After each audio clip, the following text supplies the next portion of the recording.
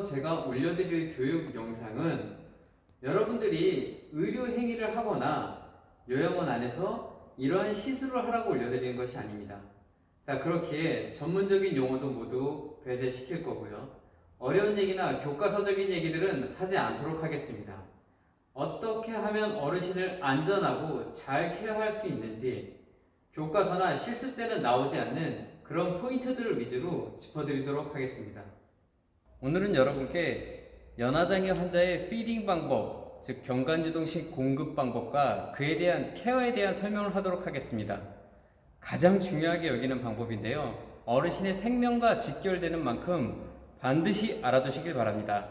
자, 그럼 저와 함께 경관유동식 환자가 있는 곳으로 가보도록 하겠습니다.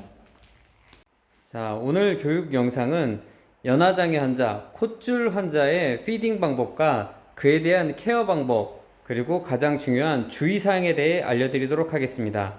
이 영상의 목적은 시술하는 방법이나 의학 공부가 아니라 어떻게 하면 안전하게 어르신을 케어할 수 있는가에 중점을 두고 있기 때문에 그것만 유의해서 봐주시면 좋겠습니다. 자, 연화장애란 설명을 드린 적이 있을 겁니다. 뇌졸중 또는 파킨슨 환자가 그에 따른 2차적인 증상입니다. 연화장애 하나가 그 자체로의 질환이 아니라 어떤 2차적인 후유증이라고 보시면 되는데요. 연화장애는 뇌졸중, 파킨슨, 치매, 어떤 외상성 질환으로 인해서도 올 수 있습니다. 자, 보시다시피 사람이 입으로 음식을 섭취하고 입으로 공기를 마십니다. 여기까지는 하나의 구멍으로 이어지지만 목 밑으로 와서는 기도로 가는 것과 식도로 가는 두 갈래로 나뉘어집니다. 당연히 마시는 공기는 기도를 통해 폐로 가야 하고 먹는 음식은 식도를 통해 위로 가야 됩니다. 그러나 연화장애 환자는 이 내부에서 일어나는 메커니즘이 손상됩니다. 근육이 제 기능을 못하거나 신경이 죽어 감각이 사라지거나 그러므로 인해서 음식이 저절로 갈라지는 중요한 메커니즘이 작동을 하지 않습니다. 즉, 음식이 식도로 가야 하는데 기도로 넘어가 버린다는 겁니다. 그렇게 되면 폐에 음식이 쌓이고 흡인성 폐렴이 나타납니다. 흡인성 폐렴은 또 방치하게 되면 금방 폐혈증과 사망으로 이어지는 노인들의 사망 원인의 아주 높은 원인을 차지하고 있습니다. 자, 이제 콧줄을 연화장애 환자에게 끼우는 장면을 보여드릴 텐데요. 이건 여러분들한테 시술을 하는 게 아니다. 아시다시피 요양시설에서는 의료행위가 이루어지지 못합니다. 하지만 여러분들께서 이 기본적인 사항을 이해해야지만 케어를 할 수 있기에 어떤 원리로 하는 건지 그 장면을 보여드리도록 하겠습니다. 자, 이게 바로 콧줄입니다. 현재 지금 실제 사람에게 넣을 게 아니기 때문에 어떤 위생적인 부분은 일부 생략하도록 하겠습니다. 레빈 튜브라고 하는데요. 여기 써 있는 수치는 이 굵기를 얘기하는 겁니다. 14, 16, 18 그에 따라 다 굵기가 다르지만 보통 16이 평균적으로 많이 사용됩니다. 자, 여기 이 젤을 이용해서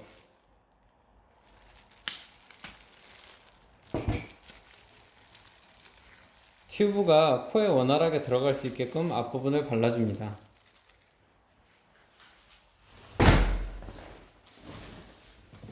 자, 어르신을 충분히 안정시키고, 자, 콧줄을 보시면 숫자가 써 있습니다. 이 숫자는 어느 깊이까지 넣을 것인가에 대한 척도가 되는데요. 보통은 콧줄을 삽입하기 전에 귀 밑부분에서부터 명치까지의 길이를 대봅니다. 그렇게 해서 나온 숫자가 일반적인 사람이 들어가는 콧줄의 길이라고 볼 수 있는데요. 보통은 체구가 아주 작은 어르신도 45, 체구가 큰 어르신은 65, 그 이상 범위를 왔다 갔다 하진 않습니다. 즉 평균적으로 한 55까지만 넣으면은 충분히 코에서부터 위까지 그 길이가 들어갈 수 있다고 보시면 됩니다. 자, 지금 어두워서 잘 안 보일 텐데요. 콧줄이 잘 들어가면 즉 목젖 뒤로 콧줄이 지나간 게 보입니다. 여기서 주의해야 될 점은 간호 콧줄이 잘 들어갔다고 생각을 하지만 집어넣는 족족 위로 들어가는 게 아니라 입 안에서만 꼬여가지고 입 안에만 이렇게 머무르는 경우가 있습니다. 그걸 꼭 반드시 주의해 줘야 됩니다. 자, 콧줄 환자의 콧줄을 고정하는 테이핑 방법인데요. 이건 꼭 정석이 있는 건 아니지만 제가 사용하는 방법은 이겁니다. 먼저 이렇게 V자 모양으로 반창고를 잘라줍니다. 반창고는 종이 반창고를 사용해야지만 피부에 가장 덜 자극적입니다. 이런 모양으로 애초에 나오는 반창고도 있습니다. 참고해 주시고요. 자, 코 위에 붙여주고 먼저 한쪽 반창고를 돌려줍니다. 꽉 붙여 돌리고 코 위로, 나머지 반대쪽 반창고를 한 번, 두 번 돌려서 코 위로. 이렇게 되면 서로 어글려서 위로 잘 붙어지기 때문에 콧줄이 굉장히 타이트하게 잘 붙습니다. 자, 이것만으로는 되지가 않습니다. 여기에 또 얇고 긴 반창고를 이용해서 살짝 사선으로 하여 위로 올라가게 합니다. 그럼 아까 처음에 했던 반창고를 완벽하게 감싸줄 수 있죠. 자, 하나만으로는 되지도 않습니다. 그 반대편 사선으로 또 올라가 줍니다. 자, 이렇게 해서 콧줄을 단단하게 묶는 이유는 어르신이 잠결에 콧줄을 잡아 당기고 또 뒤척이다 빠지는 경우가 비일비재하기 때문입니다. 마지막으로 깔끔하게 코 위로 마감을 해주도록 합니다. 이렇게 하면은 콧줄이 웬만해선 자연히 빠지는 경우는 있지 않습니다. 자, 콧줄이 충분한 깊이로 잘 들어간 다음엔 테이핑을 튼튼히 해주고요. 이 콧줄이 과연 기도가 아닌 식도를 통해 위까지 들어갔는지를 확인할 방법은, 자, 가장 FM은 엑스레이를 찍어 봐야 하고요. 또 사실은 그렇게 하기 어려우니 가장 임상에서 하는 방법을 설명드리도록 하겠습니다. 먼저 빈 50에서 60cc 주사기를 이용합니다. 뒤로 빼서 공기를 채운 다음 꽉 끼워 넣습니다. 그리고 명치 부분을 청진기로 청진하며 공기를 집어넣으면 꼬르륵 하는 소리가 나면 식도를 통해 제대로 들어간 것이고, 아무런 소리가 나지 않는다면 기도로 들어갔을 가능성이 큽니다. 자, 이 꼬르륵 하는 소리를 확인하는 것이 첫 번째이고요. 그 다음 꼽은 상태에서 뒤로 빼어 윗속에 있는 잔여물이 코를 통해 딸려 나오는 것을 확인하는 것이 가장 안전한 방법입니다.